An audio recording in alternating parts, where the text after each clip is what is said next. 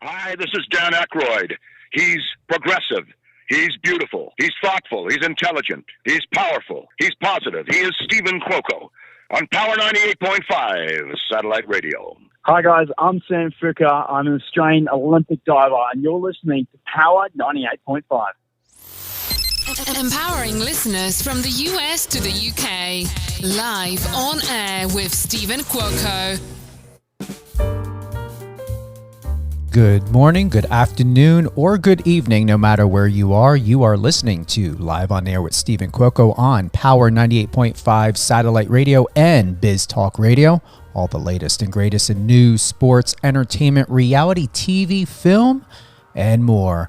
If you haven't already, download the Power 98.5 Satellite Radio app. It is free. You can also listen to Power 98.5 on your Alexa by adding it into your Alexa skill. And you can always go to power985.com. Check out the latest in our schedule, what's upcoming. We've got DJ High Def every Saturday live, 10 p.m. Eastern. Also, we've got a new lineup of music from many independent artists who have been submitting. I greatly appreciate it. You can always reach out to us at power98.5radio@gmail.com and contact@power985.com. We do have on the app, as well as the Power 98.5 website, the messenger in the bottom right-hand corner. You can send us anything. You can put request or place request. You can also submit any suggestions, share the love, and more. We've got with us today, and I'm grateful. God's really brought this person perfectly at the perfect time in my life. We've got EJ Nduka Jr. He's an American professional wrestler, professional IFBB bodybuilder, and former professional football defense end. And he's an incredible human being. I appreciate he's always sharing the word online. He's inspiring. He tells it how it is. You can head on over to his Instagram at EJ_. Built by Faith, Psalms 55:22. You will see that on his page. He's followed by my good friend as well. I also represent him, Alan Klingbeil from Power Slap. And, New Mansa 94. I interviewed him as well. Great guy. We're going to find out more about EJ. He's got several projects if he's able to share with us. He's got a lot going on. Instagram, powerhouse, packs a punch, larger than life. Like I said before, I had an opportunity to sit down and have a heart-to-heart, one-on-one with him, and an extraordinary human being, and grateful to have him on the show. Good morning, EJ. Good morning. Thank you, Stephen, for that wonderful intro, and I'm very blessed and happy to be here. I'm blessed and happy that you are committed to your Instagram stories, your messages. They do not go amiss. Yeah. I try to come with purpose and power every time. Everybody always says if EJ said something, he definitely meant it. Mm-hmm. And you do. And that's the beautiful, absolutely. the beautiful part about who you are is it goes back to our original conversation is what I appreciate most about you is you don't preach, you talk. Right. Yep.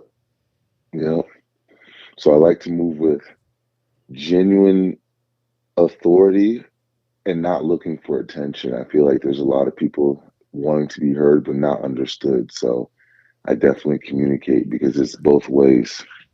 Mm. You find that often in your own personal life? No, not at all. I believe that not a lot of people want to understand. A lot of people speak to be heard, but they don't want to understand. And a lot of times I believe you always find a middle ground when you remove yourself from the situation and look at it, whether it's a problem or even a good situation, you look at it from a quantum view outside of what both people see, and you're able to find sometimes you're saying the same thing, just a different way. And what I value most in that is, before we went live this morning, I appreciate that you cared to ask me how I am. And I said to you, you know, I normally don't get asked, and if I do, it's usually surface, but I know you asked because you were asking. And, you know, for those that may misunderstand other people, just really read between the lines, because it seems as though it's been talked about that depression is on the rise and people are losing faith. But I would say that maybe consider, is the person in mourning? Because as I shared with you, EJ, I've been in mourning of letting go people, both versions, the version of who they are, and I've built memories and history with, but also letting go of the version, the great version that they refuse and are too scared to be. Right. Yeah. It's funny that you brought that up, because I believe that, you know, I've been actually going through that path in my life, and a lot of times it's a decision. Like when you're going through that, I call it pruning. You have to make a decision whether or not you're going to grow. And a lot of times people aren't obedient, and when you're not obedient, you find yourself toiling, doing the same thing over and over and over, and receiving the same results. And you know, by definition, that's insanity. If you're not improving and you're constantly seeing the negative side and the decisions that you're making, then that's insanity. But there's always a fine line between genius and insanity, because all you have to do is just commit and be obedient and just, you know, make the right decision over and over. And then you start seeing the results, whether it's 1% every day, 5% every day.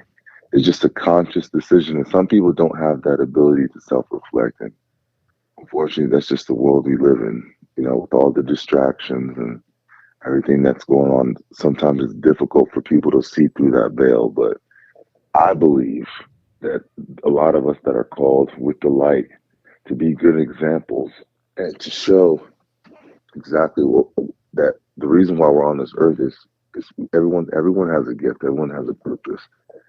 And sometimes people, you know, I had a buddy that told me this one time. He said the two greatest days of your life is the day you're born and the day you understand your purpose. And sometimes it takes people 60, 70 years to finally realize their purpose. Others find it out in year 20, you know? So just having that conversation, like you said, kind of reminiscing about their old self, that transition, you know, may happen today, may happen later, may never happen, but as long as you keep just doing the right thing, and you know, you and I keep doing the right thing, eventually they'll see our light. And that's, it kind of circles back to not having to preach, but just to be an example. Perfectly said. Yeah. Appreciate that. For those that are joining us today, we've got EJ Nduka with us. He is a professional wrestler. He's a man of faith. He's an outstanding and incredible human being. Packs a punch at 6'8". Don't mess with him. Unless you want to hear a good word. Yep, 6'8", 285 as advertised. A lot of people are not really that tall. I call them pen to paper. It was written down, but my favorite compliment when people see me physically is, dang, you're bigger than I thought you were. See that? Yep. Gotta ask, here's a question I have for you. When you look back at the version of yourself before stepping into a wrestling ring, what part of that man do you feel you had outgrown in order to become EJ as the world knows him today? Well, that's a great question. I believe that I had to really start looking at the way that I'm being perceived, because in today's society, perception is reality. And because I work in the entertainment business, how people perceive me is their reality. And I've always been someone who, and if I could just be honest, I don't give a damn what other people think about me. I care more about how I make people feel at the end of the conversation. Because even Jesus had a Judas in his career, in his group. Someone who lived a perfect life, did everything the right way. He had someone that didn't like him, that despised him. But his message and the way he made people feel never changed. And so that was something that I had to cognitively think about, because if I can be transparent, I'm a 6'8", big black dude. So off top, a lot of people in person are more intimidated than me than inquisitive. They're like, damn, this guy's big, and they kind of tippy toe around me. And this has been happening since like college. And my old version of myself used to put myself in a shell and kind of act the way that they to in a way to make them feel more comfortable, if I can say that, more comfortable and more of like in a shell. But after coming and stepping into this space, I had a ton of family members, friends, and everybody's just saying, be you, be who you are, be who God called you to be, because that's what the world needs right now.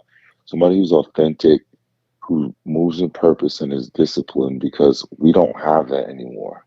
We have a bunch of people who want to be famous but don't really have any skills. They want to be famous, but they're doing all the wrong things to stay in the spotlight. Be that different person. And I was told, like, the road is going to be much longer because you're trying to do it the right way.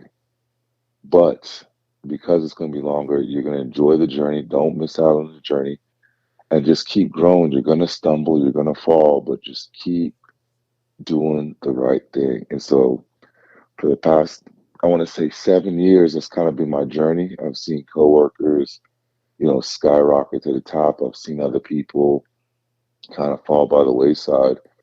But I've been that steady Peterbilt tractor trailer, just going along and doing the right thing. So I would definitely say I'm much more patient now. I have I've always had a good sense of self-reflection, because to be a professional athlete, I believe that you do have to have that to some degree. But even now, more so, I believe it's really developed because I reflect on how my family sees me, my kids, my wife, how I'm perceived on TV or even just everyday walk. I'm just very cognitive of that. Not because I care what people think, but because I care how people feel and the message that I'm putting out. It goes back to 2 days ago. You shared something on your Instagram. Some people train, some people pray, some people just show up. We do all three. What I appreciate most, EJ, is the last photo in that thread where it says, first in my bloodline to not listen to my bloodline. That reminded me and brought me back to my past and my family. Oh, wow. Yeah, I really stand on that, because I always say I'm very grateful for my ancestors, my family in the past, but no fault to them. I believe a lot of people have been indoctrinated instead of educated. They've been told what to do, told how to believe, told what to say and who they are, instead of finding out exactly who they are. And from a very young age, I've just felt the Holy Spirit telling me that I was going to be different, and that I was essentially going to be the black sheep in my family, and that I was going to, bring them out of poverty into prosperity, because poverty is a sickness. There's nowhere that says that we have to be sick. That's a lie from the devil, to be, oh, I'm supposed to be lowly. Oh, you're not supposed to have nice things. That's a lie. One of the first few sentences in the Bible says to be fruitful and multiply. Many, many, many people in the Bible lived very well because God provided and they were obedient. And so, the moniker that I have for wrestling is the judge. And the way that came about is an incredible story within itself. But again, the name is like serves what I mentioned earlier about thinking quantumly. Because when I got the nickname, I didn't even realize that the judge in the Bible are a group of people who led um, God's chosen people before the prophets came, like Jesus, John, and all them. And it was about 400 years of just people that God raised to lead people by purpose and discipline. And I had no idea. Like I had no idea. I know, of course, I know the Book of Judges, but I had no idea.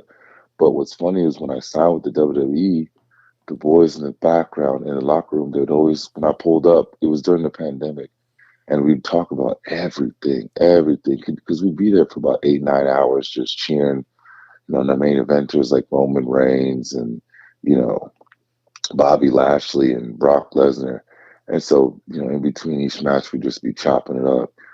And, me being me, I kind of came just a few minutes later than everybody else.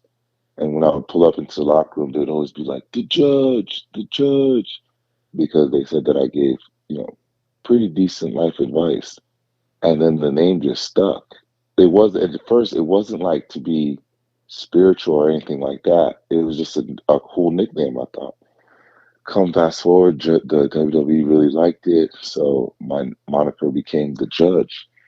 And now fast forward 5 years, where I am in the career, it fits perfectly because, unbeknownst to a lot of people that you see on WrestleMania, some of these big pay-per-views, they still to this day hit me up for advice, whether it's about, what they're wearing, their gear, what promos they should say, just financials, family. They always hit me up because they say, they always learn something when they chop it up with me. So that's kind of how I became the judge, and it's just been a full circle moment. You earned it and you deserve it. And most importantly, EJ, you're authentic about it. Thank you. What is a moment in your career that looked like a setback from the outside, but secretly became the turning point that sharpened your purpose? Definitely think the pandemic. During the pandemic, unfortunately, they call it Black Friday now in the industry, but a large percentage of the locker room and the roster was released because we couldn't work anymore. All the arenas were shut down, and essentially a lot of people were on payroll and not working. And I had just got into the business about 4 months ago. And, in our business, when something like that happens, they say you got burned or, you're buried, you're done. But what happened was the very opposite. I got a phone call from, again, people that were in WrestleMania last weekend. And they were like, hey, listen. And these are people that I didn't even know they knew who I was. I barely had a conversation. Some of them I never spoke to before, but they reached out to me and they said, many of them said, hey, man, we see you as a star. You have something unique. Don't give up. Do not let this put you down. A lot of people, once they get, released, they give up and they wander off and you never see them again. And they said, please, if you need anything, any advice, let us know. And so, I kind of took it with a grain of salt, but it was definitely encouraging. But my wife, more specifically, she really poured into me and told me that she said, babe, I really think this is the lane you're supposed to be in. You're such a natural, and I really, really think that you can do well. And so I really leaned into that message. And then, a few days later, I started getting calls from some of the bigger promotions that, it wasn't even like an interview or anything. They said, hey, we heard, you don't even have to say anything positive about yourself. We've heard from some 2-time Hall of Famers, 1-time Hall of Famers, how much of an asset you would be to the locker room. We'd love for you to, sign with us. We'd love to work with you and, get you back to the main stage of where you want to be. And obviously that's, the WWE. And so I did that. And my career I mean, it skyrocketed overnight. People didn't really know who I was in the industry until I went there. I got to work with, again, some of the biggest names in the industry, Jacob Fatu, Richard Holiday, and just a number of other, huge stars in the industry that are doing really well right now. And I got to learn underneath their wing and just grow and grow and grow and get better to the polished product you see now. I have a feeling you're going to appreciate this one. If you could freeze one moment in your wrestling journey and study it like a scientist, which moment would reveal the most about who you truly are? Oh, that's a great question.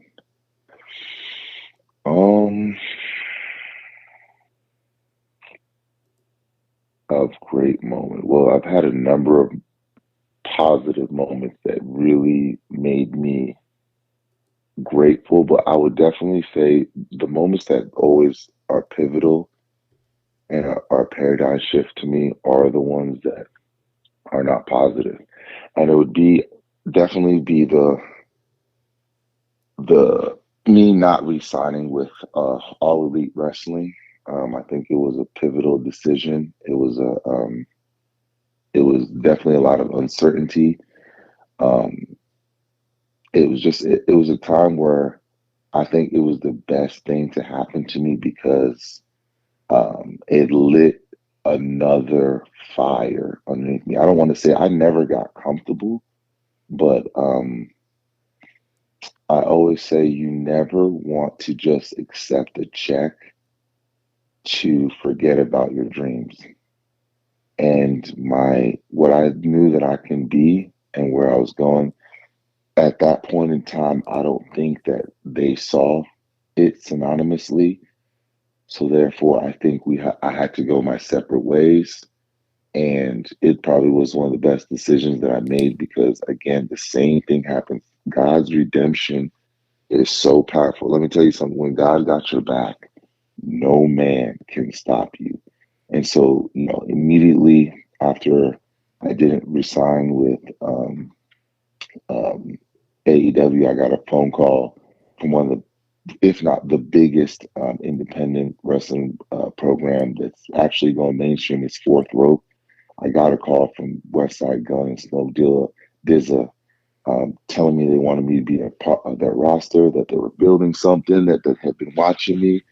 Shortly after that, I got hit up by Booker T's school in Houston, and then just a number of promotions out here have been really hitting me up, telling me how much they love my work, and that they're just glad that I'm able to be back on the indies and some of these independent promotions that are still on TV, and to just, again, polish my craft and to be undeniable. Because at the end of the day, I'm declaring a decree right now.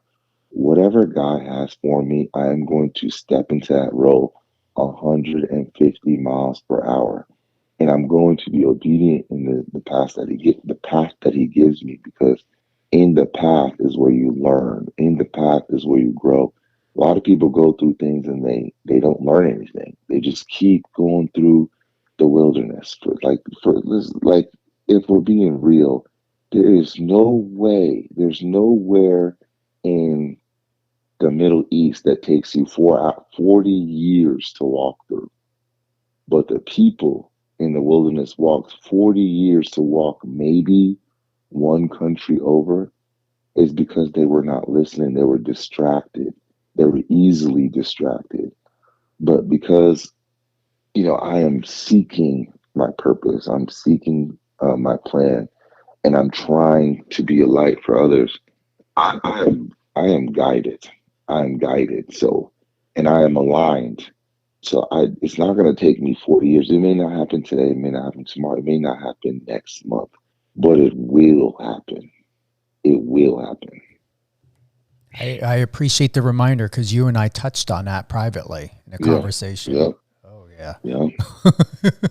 You gave me words of wisdom, and it was the perfect time, and I needed to hear it. Oh, yeah. Oh, yeah. Let me say this. I don't mean to interrupt, but anything that comes out of my mouth, 99% of the time is not me, because I'm a savage. is God operating through me, because I think God speaks through people to people. And a lot of times, subconsciously or intuitively, you give a word of encouragement because you were encouraged. And so that's kind of why I always find myself encouraging others, because God has encouraged me, and I'm just grateful.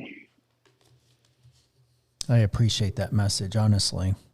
And it's true. Absolutely. What's one gym stereotype you secretly find hilarious, and have you ever accidentally been that guy? Oh yeah. Ego training. Ego training. Like, I can't stand when people come up to me. It's like, hey bro, how much do you bench? Like, I don't care how much I bench. Like, it doesn't matter. It doesn't matter. Like, I know people who can bench 500 pounds, but they're as stiff as a board, and it doesn't translate into anything. And that used to be when I first, everybody, when you first started working out, it's always like, oh, I want to bench 225. I want to bench 315. Yeah, it's cool numbers wise, but atomically, benching really doesn't really translate to much outside of specifically what I do. I mean, if I'm a power lifter, yeah, but I'm not a power lifter. I'm an athlete, an explosive athlete at that. So that's just, I mean, I can't go through a grocery store with my kids without someone pull, hey, I bet you bench a house, or how much do you bench? And whenever I tell them, I honestly don't know, because I don't max out. I don't lift as much as I possibly can every time I work out, because that's not very intelligent. I do a lot of functional training, a lot of plyometrics, a lot of isometric stuff. And sometimes, I use 50, 60% of my true strength, but it's time under tension, because, that's what I do. I fight under tension. I fight under fatigue. And so I train how I fight. And so I don't max out or anything. I may look like, I can bench 600 pounds, but I assure you, I am not in the business of benching 600 pounds. You work out the same as I. I do the same Yeah. thing. Yeah. And do you know I got better results than doing it Hmm. that old fashioned max out, go the heaviest? I'm like, my body does not like that. And my body did not No. respond well to it. Yeah. I mean, most people don't. It's just, you're putting your body under constant stress every day. You're not giving your body any time to recover. And so in the beginning, when you're new to working, you're going to see results, because just like anything, if you start something, you're going to see results from that. But after a while, your body's going to be like, what the hell are you doing? I had fun with this one. I believe it's going to make sense to you. So I'm just going to go at it. If it works, great. If not, I've got others. If you had to pick one, unlimited cheat day meals for life or the ability to teleport to avoid airport lines, which one are you choosing and why? I'm definitely skipping airport lines.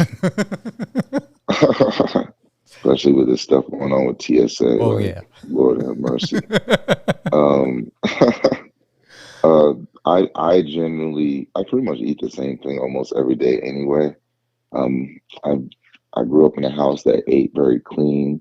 We didn't have chips or soda or candy or anything like that. So I kind of, in my adulthood, I don't really eat that stuff much anyway. So, you know, and then my wife is a phenomenal cook. She eats very, very, very clean. So food is not something that I mean, I'm a normal person. Sometimes I do crave like apple pie or, fried chicken or something like that. But um, I am not the most patient person sometimes. So definitely skipping those lines. I'm right there with you. Right there with you. Yeah, yeah. What is a truth about the wrestling industry that you didn't understand until you lived it? And how did that truth reshape your ambition? Oh, that's a good question. Um, wrestling is wrestling is subjective and not objective. And then what I mean by that is, it's somebody's preference. It's not like a lot of the other sports I've done where it's like, okay, yeah, you had 10 tackles this game, 3 sacks. Quantitatively and objectively, you're the best linebacker we have on the team. No, that's not how wrestling works. It's more of like who likes you and who understands what you're selling, if that makes sense. Mm-hmm. Yep. Absolutely. That's one of the biggest things that I had to realize, because coming as an athlete, you're so programmed to be like, okay, I'm going to be the first one in the gym, last one to leave. I'm going to train till the lights go off, this and this and the blah, blah, blah. And let me say something. Like initially, none of that stuff matters. Nobody cares because everybody thinks they're working hard. That stuff comes into play when you become one of the top guys. And that's how you separate yourself. That's how The Rock separated himself. Stone Cold, Undertaker, Shawn Michaels, Hunter, people like that. They went over and beyond just being like they put their bodies into prime position to be a superstar. The other thing that I find in comparison to athletes and military is the conditioning of waiting for orders and not having purpose until a leader or someone comes in to facilitate some sort of idea or role, a commitment, a task. And do you feel that the mental health is really addressed responsibly, if you can answer this at all, EJ, responsibly across the board in whether it's wrestling or football, or is it just overshadowed or glazed over? I think that a lot of people are trying to attack something that they don't fully understand. And I believe there's multiple layers to mental health, to certain mental, spiritual, and emotional situations. I think, unbeknownst to a lot of people, they may feel like, there's the old school method where people will be like, oh, you're depressed, just be happy. Well, that's not how it works. That's the last thing that you should tell someone who's dealing with mental health, or just, snap out of it. Or a lot of it is it's a battle. It's an internal battle that, without the right tools, without the right people pouring into you, saying the right things, and it goes back to what I was saying about understanding instead of just yapping. Then and only then can you understand the root of it. Because we live in a society that everybody just wants to put a band-aid on it. Oh, you'll feel better, or do this, or they'll have their vice, or they'll have their medication, or their enabler, and then for a moment it feels good, but they're not addressing the root of what caused you to feel like this, what is triggering you to feel like this, what brings you back to feel like this. And until we start having those type of conversations, I think the majority of the world is just putting a band-aid on something that is becoming an issue through a spectrum, like the entire spectrum from youth to adulthood to geriatrics. It has a lot to do with what I was mentioning earlier about not being obedient, and then also being indoctrinated and not really understanding what the underlying problem is.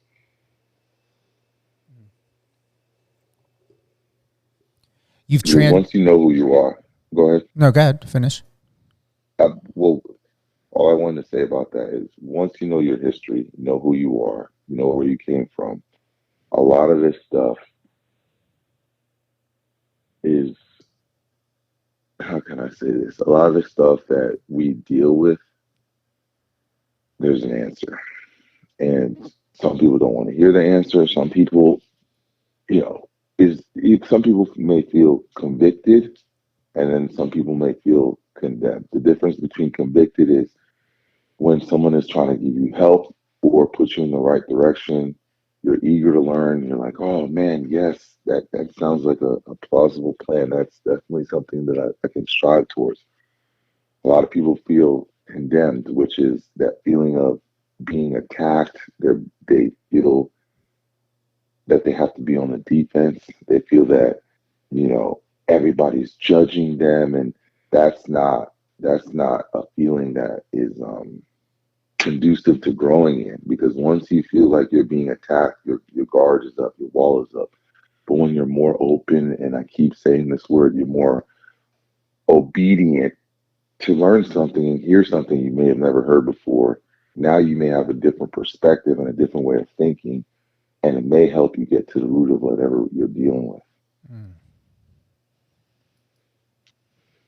You've transitioned through multiple arenas: athletics, bodybuilding, wrestling, entertainment. What is the through line that connects all versions of you, even the ones you haven't revealed yet? The through line. What brings, or rephrase, what brings it all together? Oh, my faith, my purpose, what I'm trying to accomplish, what I know that I'm here to accomplish, and that's to be a light. That is to be a light. It's very simple. Honestly, that's probably the easiest question you've asked me, because this is something that I talk about as soon as I wake up every morning. I pray and I ask God to reveal what He wants me to do in that day. And so a lot of times, you know, I find myself in certain situations, certain opportunities, because I've prepared myself. I don't really chase anything. I don't beg. I don't chase. I position myself to be able to attract. And that's something that I learned in my adulthood, because as a youth, you're like, oh, I gotta do this, I gotta do that, I gotta do this to be seen. And then when you do it and it doesn't happen, there's a level of disappointment because it didn't meet your expectation. But as I got older, I realized I am in control of my own destiny. If I want XYZ to happen, I need to position myself to be in that light. So when a decision maker sees me, they're like, oh, look at this kid, or look at that guy. But if I'm asking and I don't have anything to show, then they're like, oh, he's got great potential, or oh, I can see it for him. So they don't see the vision that's in your head. So all I do is make sure that the vision that God gave me is easily digestible. Because, you know, when I first got into this industry, people thought I was crazy. They're like, this kid has never wrestled before. He thinks he's going to change the industry. He thinks he's going to be the biggest person in the ring. He thinks he's going to have the most charisma. F this guy. You know what I'm saying? Like, this kid is just yapping. But I was coming from a place an authoritative place that I was already told that I was going to do. And everything that I said I was going to do, I did it. So, you know, that's pretty much how I've been able to maneuver, is declaring and decreeing.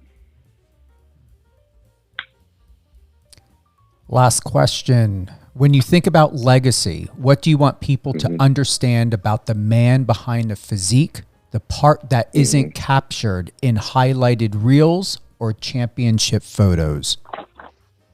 Man, another great question.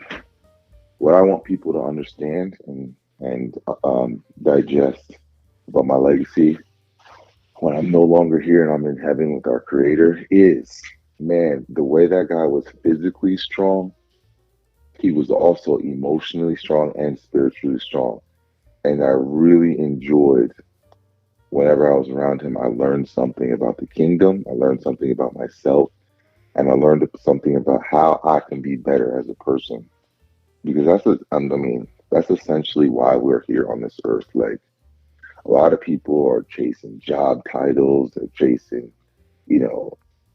they're chasing awards. They're chasing recognition, all kinds of stuff. And naturally, that's what the American dream is. That's what we're programmed. We're indoctrinated to think like, we need to please others. We need to do this. But in actuality, our job on earth is to win souls. That's point blank, period. You, Stephen, you do a wonderful job of what you do, but God forbid you lost your voice today, lost your platform. Does that mean the rest of your days are purposeless because you can't do what you love? No, that does not mean that. That's your title position doesn't mean doesn't validate who you are. What you do comes from your heart and how you feel about people, and what your essentially what your heart says, because your heart will always reveal how you. I'm sorry, let me rephrase that. Where you put your mind will always reveal where your heart is. So if you're constantly thinking about, man, I want to do this, I want to be a part of this organization, I want to be charitable here. Oh, I wonder what my mom is doing. I wonder, like, just being thoughtful and having empathy, then you're an empathetic person. You're a thoughtful person. But if you're constantly thinking about, oh, I want to be famous, I need to do this, I need to make more money, this and that, you're thinking about yourself. And I, being self-serving in the moment, it feels good because I'm not gonna sit here and lie to you. When you have money, you can do certain things. You have a lot more financial freedom. But at the end of the day, what does that do if you gain the whole world but lose your soul? Absolutely nothing. Like, there's a lot of lonely, rich millionaires, and there's a lot of very happy kids in Africa that don't even know they're poor. A lot of rich, happy kids in Eastern Europe that don't even know they're poor. There's a lot of rich, happy kids in the slums of India that don't even know they're poor. So it's all a mindset thing. Any closing thoughts? Yeah. My closing thoughts is I am who I said I am, and I'm the one you've been looking for. Oh, that's a tagline. That's that needs to go on a t-shirt. That just came to me. That has to go on a t-shirt. Seriously, that is your new tagline. Yeah. I felt that. Yeah. I'm glad. I'm very grateful because, again, like I said, anything that comes out of my mouth, I am a savage. I'm young EJ was a dog. I like to fight. I was, getting in kinds of trouble all the time. But once I locked in and realized, like, this is not for me. Like, I'm called to a much higher thing. I need to figure out what it is that I'm here on this earth. And, I'm having these type of thoughts in my early 20s where everybody else is like partying, drinking, doing all kinds of stuff, sleeping around. I'm over here saying, okay, what am I going to do with my life? What does God want me to do with my life? And that's when I fell into, and this is shortly after I got out of the NFL because, it was a very wide awake opening. You talked about depression. Imagine being in the NFL, being released, and now you got to go work at an insurance company. What the hell is this? Like, what am I doing right now? And then I realized exactly what I was saying earlier. My job title, my position, it does not define who I am. At the end of the day, I'm still EJ Nduka. I'm still that man. So, I operated as such, and things just started happening. I started getting phone calls from people that I grew up with. And it's like, hey, you ever thought about acting? Hey, you ever thought about wrestling? Hey, you ever thought about this? Like, you have such a big personality. I don't think that you should be behind a desk. I'm like, you think so? You think so? Yes, EJ. Yes. So that's how I really started venturing off. And even venturing off still didn't get me a job. It was all God. I got a DM from the WWE Instagram page asking me if I really wanted to be a wrestler. And at first I thought it was a joke. I'm like, what is this? I showed my wife, who was my fiance at the time, because I thought it was like one of those, hacking. Because this is before like pages were like, verification had just started, let me say. And so I'm like kind of skeptical. And she's like, no, babe, this is real. You should definitely fill this out. And then 2 weeks later, I got a plane ticket, itinerary, and a hotel room in Orlando, Florida. My life changed. I'm not surprised. I'm not. Seriously. Yeah. That's been my journey. And it's not over. It's just getting started. For you and me both, We've touched on that too. Yeah, definitely have. I hope this interview served you. Oh, absolutely. This is great. This is wonderful. Thank you for having me. I'm very grateful. We've got to do it more. And if I'm ever able to be at one of your live events or something, we can do something right there and then. Yeah, no question. Yeah. Well, stay on the line real quick. I'm going to close out if you don't mind. Takes me just a couple seconds. Anything else before we go out? No, I think we did ask some great questions, and I'm just grateful to be here. I'm grateful for you. Thank you. Thank you, sir. Mm-hmm. Thank you to everyone who's tuned in to Live on Air with Stephen Cuoco on Power 98.5 Satellite Radio and Biz Talk Radio. All the latest and greatest in sports. At a moment. What a great interview. Seriously. EJ always has me thinking.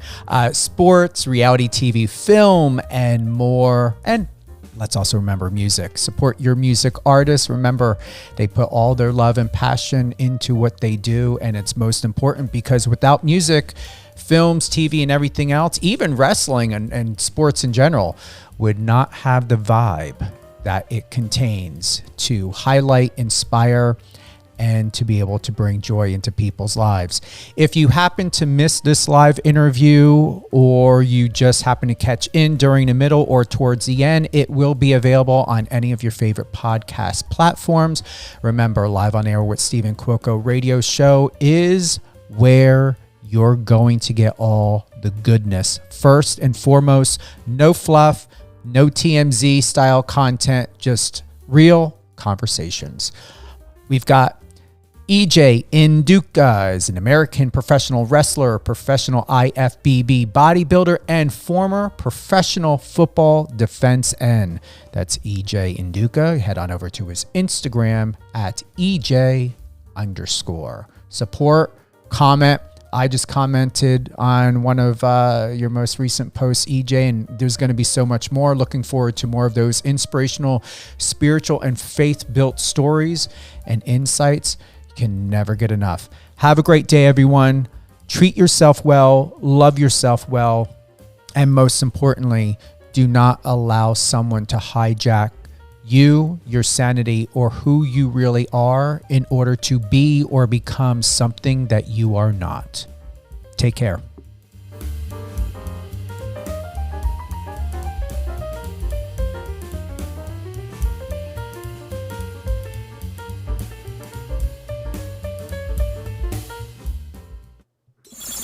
Friend us on your socials and let's connect.